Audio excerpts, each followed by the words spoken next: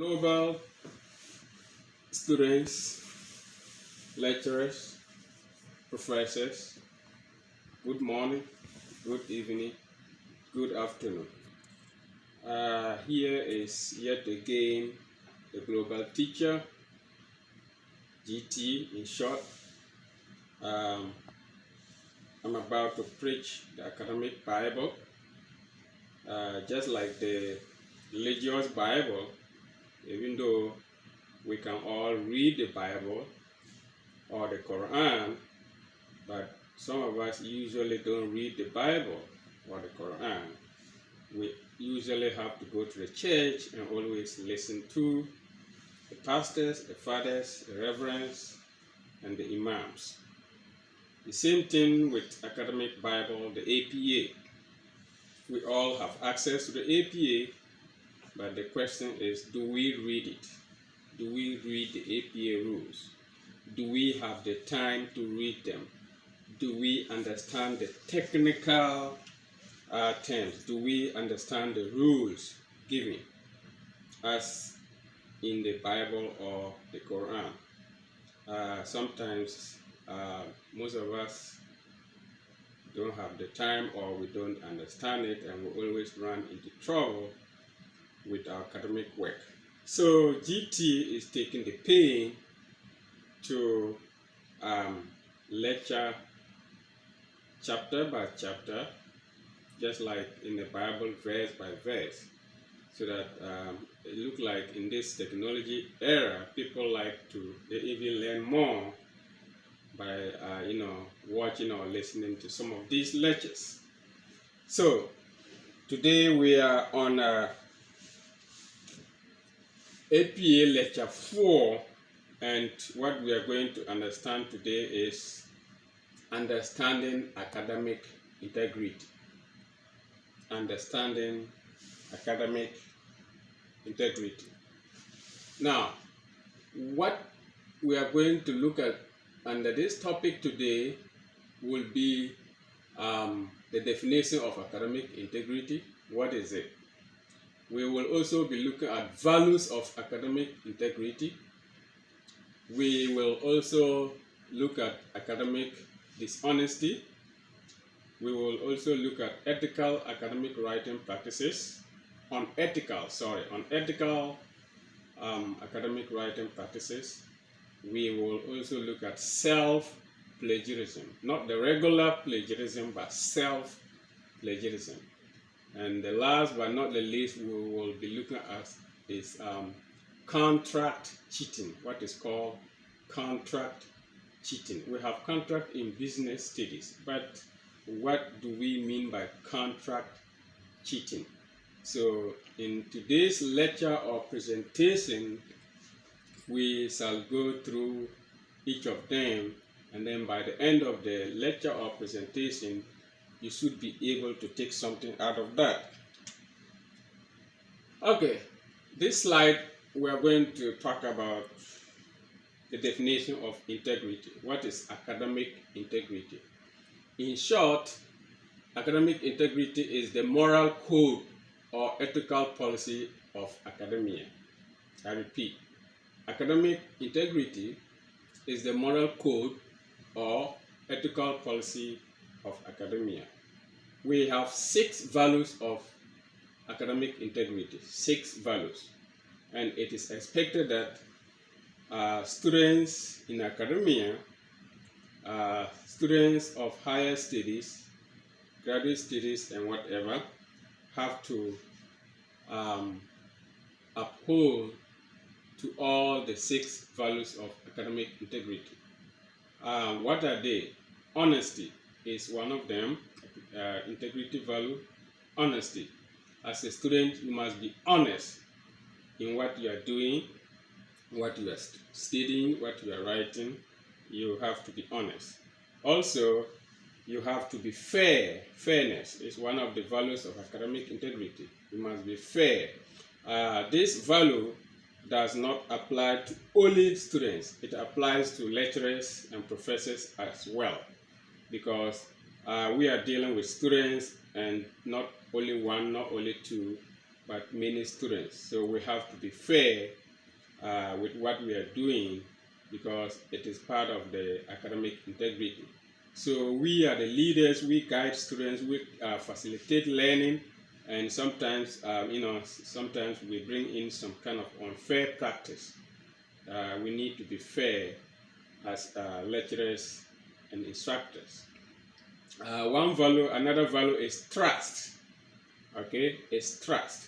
So when we give assignment to students, we trust that they will be honest as possible as anything. So if we say, okay, take this assignment home and then bring it back, turn it in tomorrow, we have the trust that you are going to honestly do it by yourself, not to give it to your mother to do it for you, not to give to your dad to do it for you, not to give to your girlfriend or boyfriend to do it for you. So we always have that trust that the student will do the assignment by themselves. Respect is one value of academic integrity. It applies both to students and lecturers. You must have respect for others. Responsibility is the major value of academic integrity. It is your responsibility to do the right thing. Okay, it is your responsibility to follow the APA rules to make sure you don't get into trouble. Failure to do that, you will be answerable to questions for your own actions. The last but not the least value of academic integrity is courage. Okay, you must have courage in order to forge forward in your academic work and whatever. You shouldn't, step back at a certain point, giving up, like, okay, this is enough, this is too much for me, I can bear it no more. So as a student in academia, you have to have courage to be able to complete whatever task you are supposed to do. That being said, with all these values, it means that a student must apply all these 6 values in their own work and that of others. So you have to apply all the 6 values of academic integrity in your own work and the work of others, because as a student, as a researcher, you have to read others' ideas, you have to read others' essays, you have to read others' work. Okay, so you have to do that. The integrity code applies to both students and instructors. It is not only meant for students, but it applies to both students and lecturers, professors, and whoever instruct the students. The code is applicable to both parties. Now, let's look at what is called academic dishonesty, the opposite of academic integrity. Academic dishonesty. What constitutes academic dishonesty? The following include academic dishonesty. One of them is solicitation. What do you mean by solicitation? It includes buying papers or outsourcing. Okay, we have students who have done similar assignments before in the same school or in other schools, and then when you come and then you have the same assignment, then you buy those papers, change informations, put your credential and everything on it, and turn it in for grading. So that is buying of papers fall under solicitation. Also, outsourcing means employing the services of an outsider, allowing somebody to do your work, your homework for you or project for you, because for example, we have some websites online that assist students in their assignments. So all you need to do is to give them the topic, and then bam, They will do the assignment for you, answer it, whether a quantitative, written, or whatever. So when that happens, you are outsourcing, and it is illegal. It is academic dishonesty. We want you to do it, feel it, and then learn. But if you allow somebody to do it, you are not being honest. Cheating in class is one of the academic dishonesty. Cheating. When I talk about cheating, everybody knows cheating, what cheating is in our classroom. Cheating online is also rampant, because these days, maybe back in our days, in the 80s, 90s, and 70s, we did not have internet. Okay, so this kind of cheating was alien, but now it is rampant because almost everybody has a phone, and almost everybody have access to online information. Another dishonesty, academic dishonesty, is plagiarism. We already know what plagiarism is. Okay, and the last one is reusing assignment. For example, you have taken a course, and then you have written assignment projects before, but one reason or the other, you didn't pass the course, and you have to retake that course, resit that course. You are not allowed to reuse your past assignment. You cannot. It is academic dishonesty. So what they expect you, according to APA, is to do what? Paraphrase your old assignment, and then change certain words and structures, but that will not undermine the original meaning. But you cannot reuse your old assignment and turn it in for grading. All right, let's look at what is called unethical academic writing practices.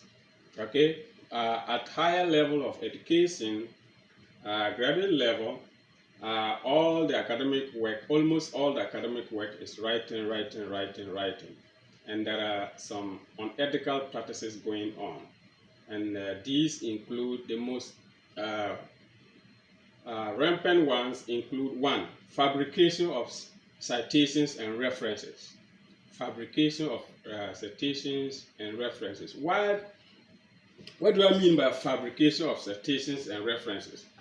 Because this happens because most students feel that lecturers have been warning them with APA. So once I just provide a citation or references, then I'm okay. I'm free to cross the barrier. But sometimes they just put in any citation and references that do not even match. The text. So if you trace that website, you are not going to find what they have cited. Nobody talks about anything. No article is even closer to what they cited. So that is unacceptable. It's unethical. So don't deceive. You have to be honest. That is what honesty has to come in as a value of academic integrity. So don't fabricate citations and references. Also, self-plagiarism. Have you ever heard that somebody stole his own money and then get arrested? No. But in academic world, yes. When you steal your own work, you will be victimized. What is self-plagiarism? Self-plagiarism is something you have published before, and then in your second or next subsequent publication, then you just take a portion of it without citing. Okay, you can do that, but APA expects you to cite yourself. So if, for example, Amor 1989 said this and that, I have to quote myself. Okay, I just can't say, oh, it is my own. I can repeat what I want. It's unethical. APA frowns on that. So self-plagiarism is one of an unethical academic writing practices. Now, the most important one and the most common one is contract cheating. Contract cheating. what is contract cheating? It is a situation where students send their project works to the libraries or the computer lab and let them do everything from A to Z. Okay, that happens in most of our institutions. Okay, I was a student before, but I never did that, but I have a lot of experience from people doing that, and they still do that.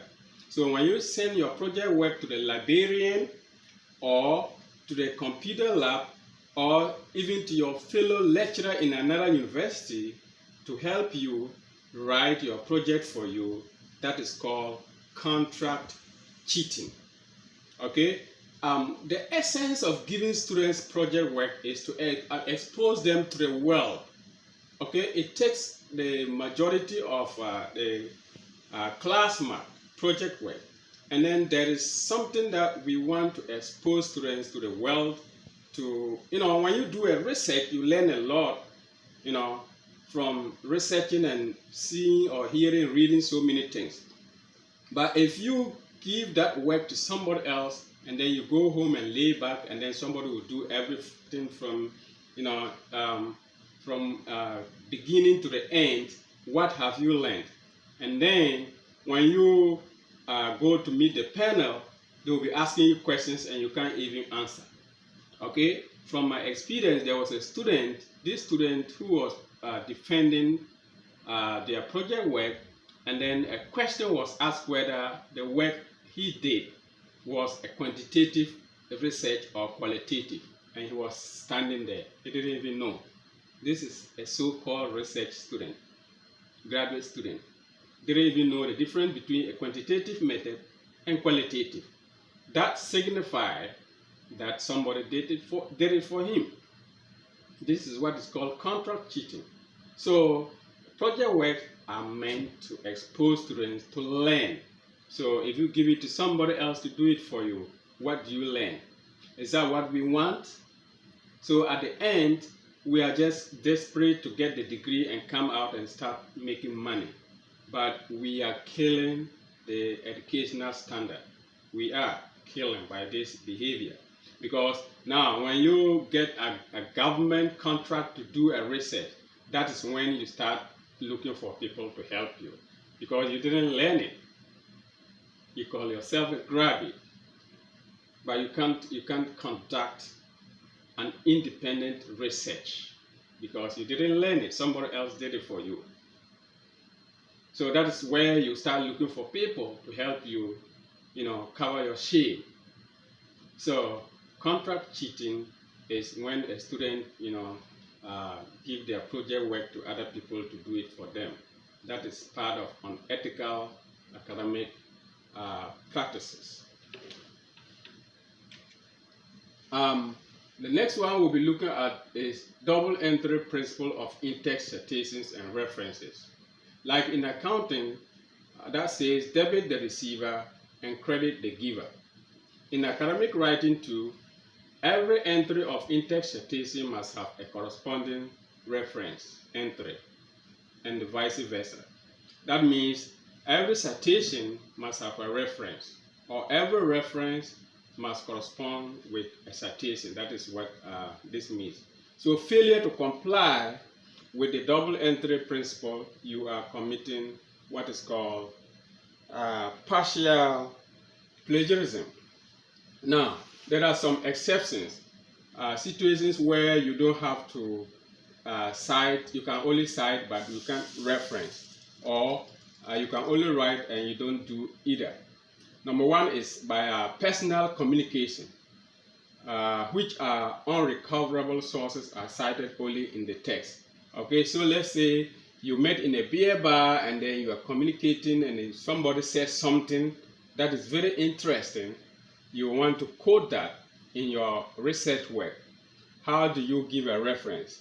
So in this case, you are allowed to only cite. That is personal communication. You can cite, but you don't have to reference. Okay. You can also, a quotation from research participants do not need to citation or reference. So if you are doing a qualitative research, and then you interview your research participants, and then somebody gives you a quotation.